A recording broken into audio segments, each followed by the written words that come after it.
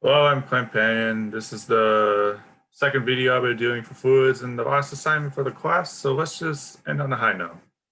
Water is pumped from a large tank shown in diagram A below. The entrance to the pipe section is sharp edged and the pipe is cast iron with a total length of 2 meters. The flow within the pipe is observed to be fully turbulent. The relationship between volumetric flow rates and actual head rise is provided in diagram B. Okay, so what's problem asking us to determine the volumetric flow rate for the system. It's part A. Part B, show the observation that fully turbulent flow was correct. And part C, if the pump is 70% efficient, determine how much power must be supplied to the pump. Well, in order to do part A, we need velocity, and that was not provided to us. In order to do part B, we'd have to solve for Reynolds number, which also wasn't provided, or which has velocity in it. So we could not do part B yet either. And part C, the equation for power has flow rate in it and also has velocity in it. So in order to do this problem, we basically need to solve for velocity. And how we're going to do that is Bernoulli's equation on the system we have here. Let's write it out. You have pressure at point 1 over specific weight of your liquid plus the kinetic energy component. It's supposed to be a 1.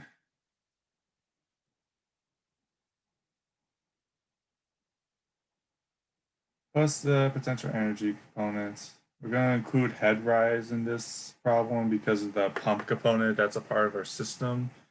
There's going to be some head rise associated with the pump. It even says in the problem here, head rise. It's equal to the same thing at state 2.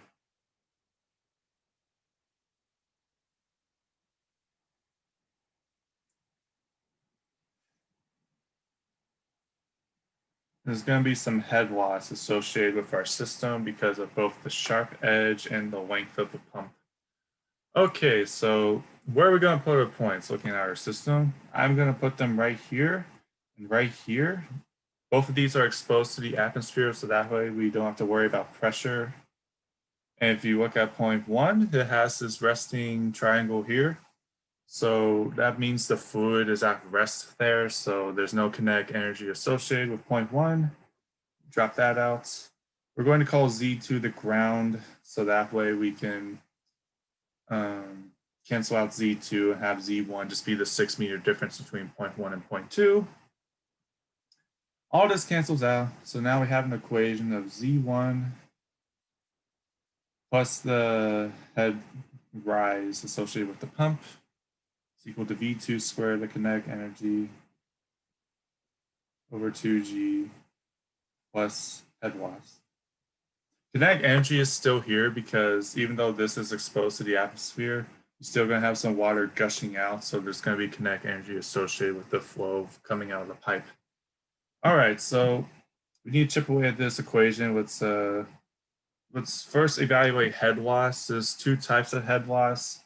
Head loss minor, which has this equation.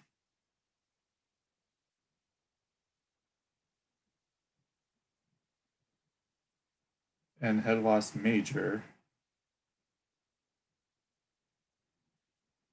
which has a friction factor, length over d plus the kinetic times the kinetic energy. Excuse me.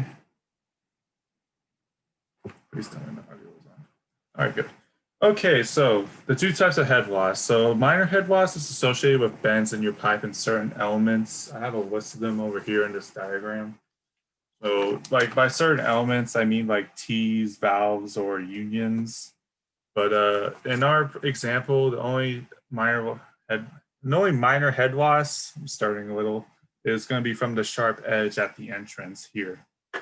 And because of all these head losses occurring in the pipe section, not necessarily the large tank, all the velocity components are going to be V2, which is good because we can evaluate Bernoulli's equation easily. And major head loss, that's associated with the friction of your water rubbing against the material of your pipe as it flows. And that's going to come from the length of your pipe and the friction factor. So this KL, this loss coefficient, it's like tabulated in tables from the textbook. We were told it was a sharp edge. but sharp edge isn't listed on this particular table I have here. It's actually just strewn about in a random figure from chapter 8. I think I have it written down somewhere. It's like figure 8.22 tells us that for sharp edges, our Watt's coefficient is going to be equal to 0.5 for sharp edges. And for major head loss, this is where the Moody diagram comes in because we're told it was in turbulent flow, the observation. So turbulent flow occurs after this dashed line. This is the border between laminar and turbulence. So turbulent flow, complete turbulence is this entire section here where the flow just kind of flatlines. So we're going to use this section and our relative roughness value to find our friction factor on this side. And the equation for relative roughness is this roughness coefficient over the diameter of your pipe. So let's solve for that. That's going to be equal to, we're going to look at the material. It was cast iron, correct? So go to the table here. This is cast iron right here. We're going to use this relative roughness value, 0.25 millimeters. Make sure your units are canceling out though. So you're going to divide millimeters by 1,000 to convert to meters. We use the diameter of our pipe found in the diagram A.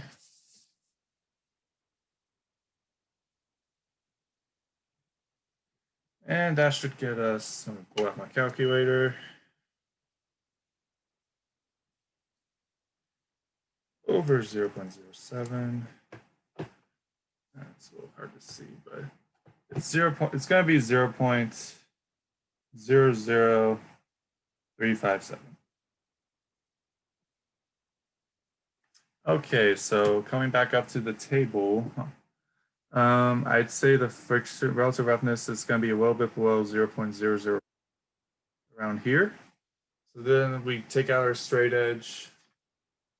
I'm going to use a blue pen just so it's easier to see what line I'm drawing. Okay, so we're going to draw a straight line because we're at fully turbulent. At full turbulence, once your flow is fully turbulent, your friction factor is no longer going to be dependent on the Reynolds number. So that's why we're going to draw a straight line, not look at this curvy laminar region. Who needs that, right? All right, so now we have our line drawn. So I'd say it's somewhere in between 0.25 and 0.03. I think it's closer to 0.03, so that's how we get our friction factor for major head loss of 0.028. All right, so that's how we got our friction factor. We gotta straighten this out a little. 0.028. Okay, so now we can start plugging things in more. We can chip away at this Bernoulli's equation to eventually solve for velocity.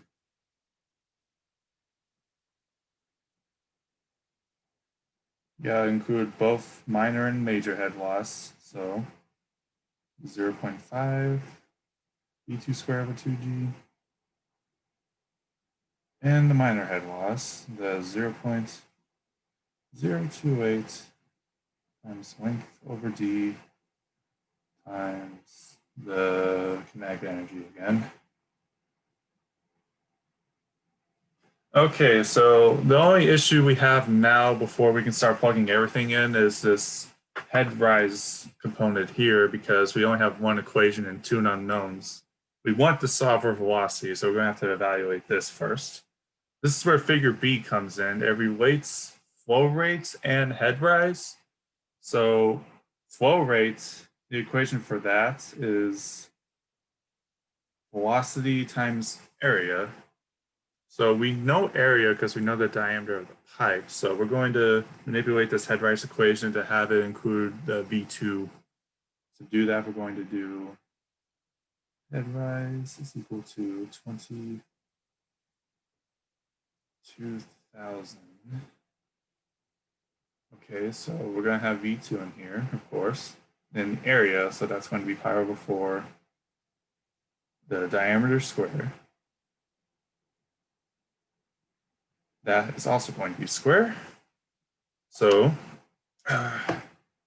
the head rise we'll be plugging into our Bernoulli's equation will be 2,000 times pi over 4, 0.07 squared, and that square.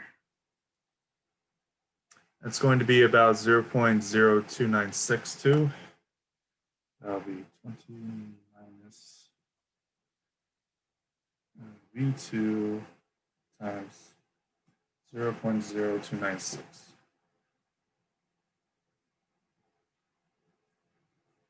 Okay, so plug it in, and we can really get moving now.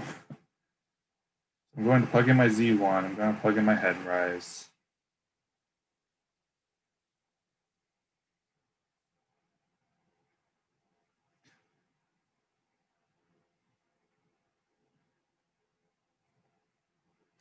And since every number on the right side has a V2 square over 2G multiplied by it, I'm going to isolate that.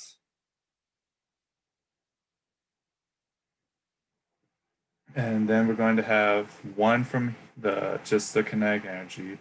We're going to have 0.5 from the minor head loss, and we're going to have 0.028 times length over d.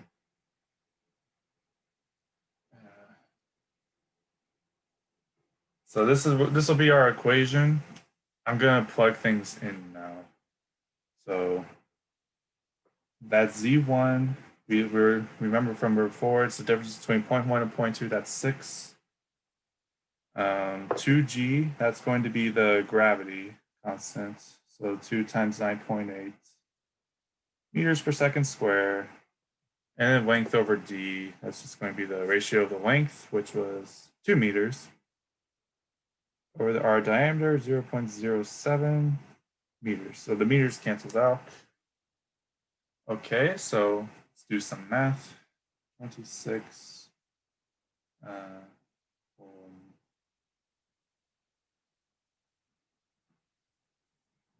26 minus 0.0296 V2 going to be equal to V2 squared. Oh, yeah, this V2 is supposed to be squared because if you remember from back up here, this was Q squared, so this should also be squared. Little mistake, we all make them. So the number in here, that's going to be, this is a little tricky to do, 1 over 2 times 9.8, 1 plus 0.5 plus 0.028, 2 over 7, 0.07, I mean.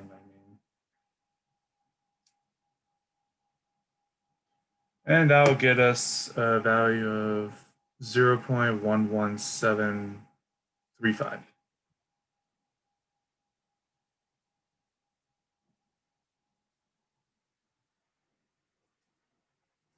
Okay, so distribute out some more numbers. Excuse me, I think my video froze for a sec. Let me see if I can fix this.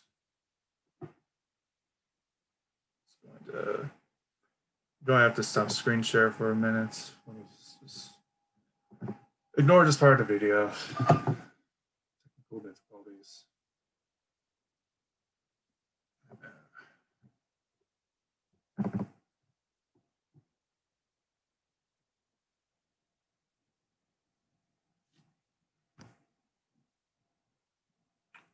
Ooh.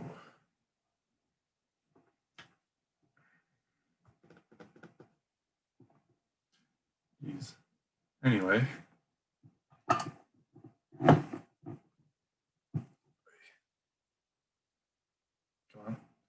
Okay, so back to the problem. We distribute out this, so we're going to have V2, 26 is equal to V2 squared times plus 0.0296, and that's going to be 0.14695. Okay, so let's talk about units for a second, make sure we're on the right track. So anything that has this V2 squared attached to it, those units are going to be the inverses of gravities because it was in the denominator, so that's just going to be seconds squared per meter. And anything that just has one number with nothing multiplied by it, that's just going to be meters. So when we divide things out, V2 will be equal to square root of 26 meters for 0 points. The number here, boy, seconds squared per meter. And that would get you units of meters squared per second squared, and the square root of that are the units for velocity. So we're on the right track. Solve for velocity. That will be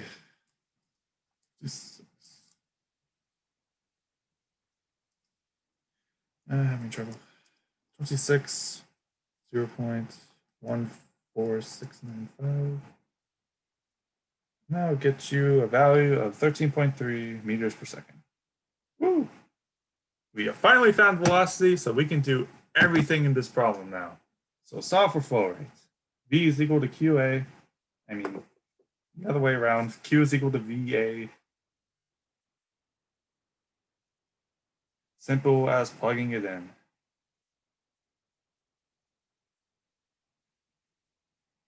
Pi over 4, the diameter of the pipe, 0.07. So our volumetric flow rates for the system is going to be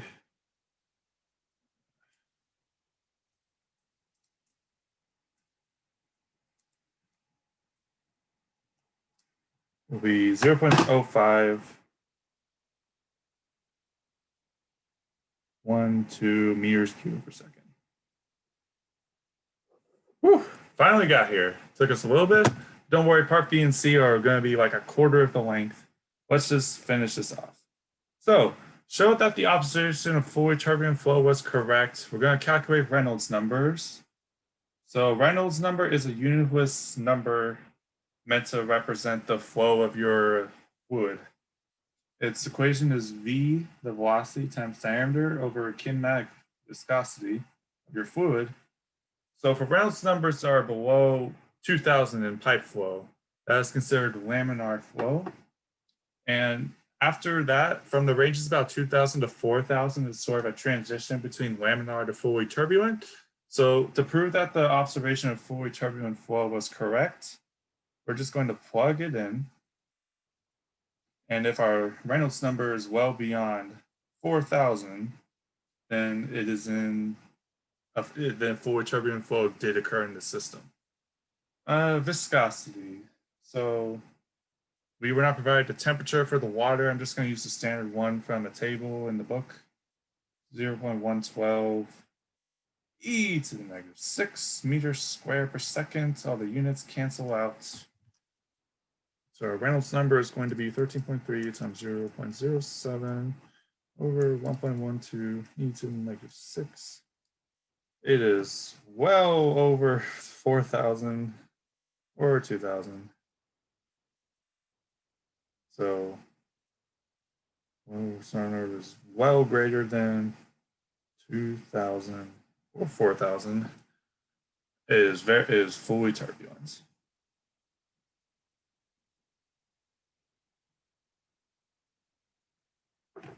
Just to be safe, I'm going to say 4,000. The point is, it's high. Okay, part C, the last part. So if pump is 70% efficient, determine how much power must be supplied to the pump. So we do have an equation for pump efficiency. I'm just going to write the symbol. 70%, 0.7. You know what percentages for. Okay, so efficiency is going to be equal to EF over work dot of the shaft. I wouldn't worry too much about what these two variables are like literally mean. Just recognize that for efficiency, what the theory, like in theory, it's just how much of the, make sure I'm using the right word, how much power are you getting out versus how much you put in. It's like the ratio of power out over power in. So this will be our numerator will be power gained. Our denominator will be power supplied.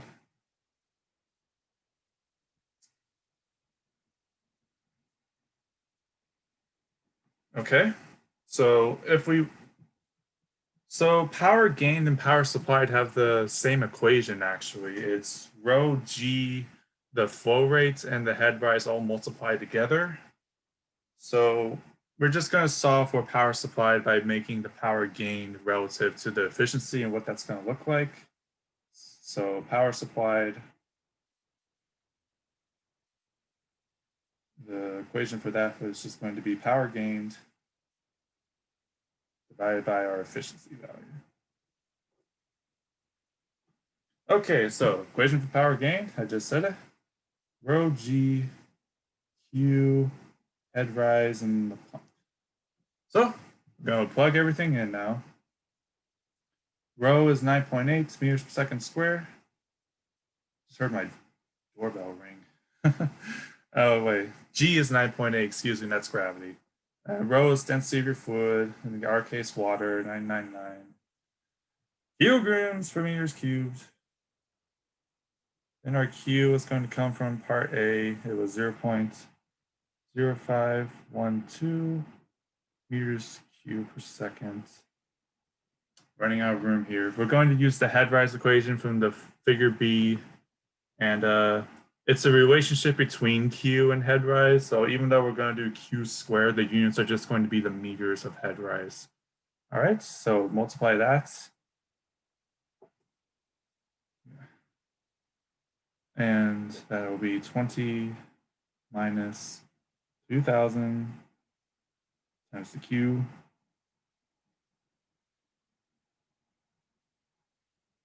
square, and the units are just going to be meters. Divide all of this by our efficiency of 0.70. So power, how much power must be supplied? It will be, our number will be 9.8 times 999 times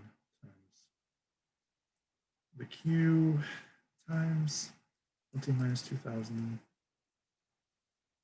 0.512 square, all over 0.70. Our number is going to be about 10,567.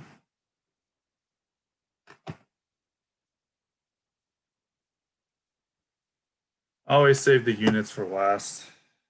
So how are the units going to cancel out? So our meters cubed is going to cancel out. So the flow rate to meters cubed is going to cancel out with the density of waters. Kilogram is going to stay, meters going to stay, meters per second square is going to stay. I'm going to do this on the left side here. So the units for 10,000 are going to be kilogram times meters per second cubed. This is equal to a Newton meter per second,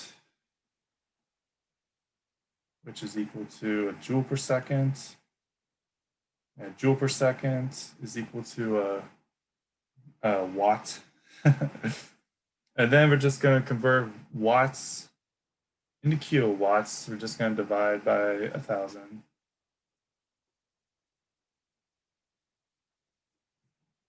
So our power supply, how much power must be supplied to the pump? It's going to be 10,567 watts, or just 10.6 kilowatts. All right, so that's how you solve for the circle part B2. So that's how you solve this problem. I believe it's a little long if the length of this video wasn't an indicator, but I believe it's worth it just to understand how all the units cancel out, what process we used, what our game plan was, right? We were just, once you have velocity, everything just kind of proves itself. Okay, that'll be all for fluids. That's all from me. Thank you for watching. I'm going to try to stop my recording.